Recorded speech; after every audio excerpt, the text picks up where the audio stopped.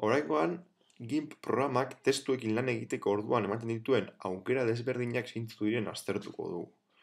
Dagoeneko jakingo duzuen moduan, GIMPen testuak idazteko botoia A beltz hau da. Orduan, bertan sakatuta aukeratuko dugu tresna. Tresna aukeratuta daukagula, irudiaren gainean klik egiten dugunean, leiho berri bat irekiko zaigu. Editor de textos izenarekin. Eta bertan edukiko dugu gure testua idazteko aukera. Gure kasuan, GIMP eta ikastaroa idatziko dugu. Behin testua idatzita daukagula, hainbat parametro aldatzeko aukera daukagu. Lehenengo parametroa tipografia jartzen duena letra motari dagokiona da. Bertan klik eginda, letra mota aldatzeko aukera daukagu. Ordenagailuetan hainbat letra egoten dira instalatuta defektuz eta aurrerago ikasiko dugu nola jarri letra mota berriak. Orduan, hemendik letra mota aukeratzeko aukera. Bigarren aukera tamainari dagokiona da eta bertan goruntz edo beruntz emanda txikiago edo handiago jartzen dugu. Kolor jartzen duen tokian, kolorea aukeratzeko parada daukagu. Gure testuaren kolorea.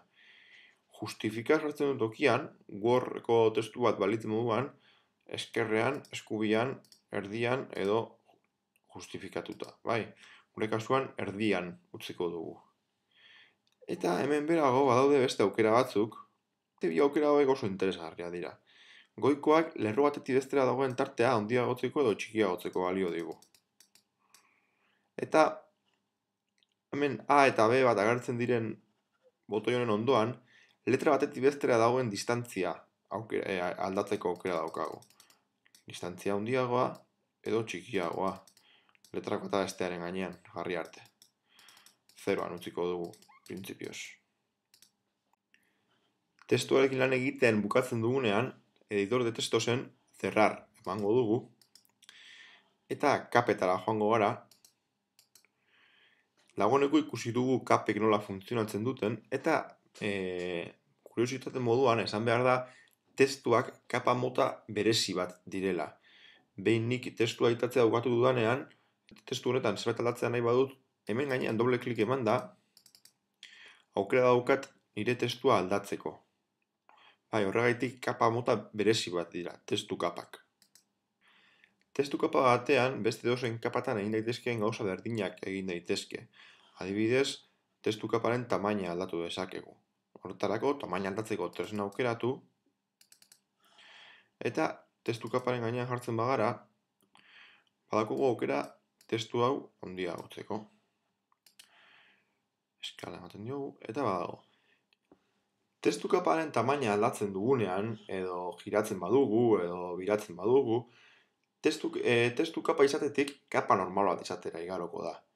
Honek esan nahi duena da, berez, testu hori editatzeko aukera galtzen dudala.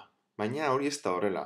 Nik A letra sakatzen badut, eta testuaren gainean klik bikoitza eginda, badago aukera editatzeko.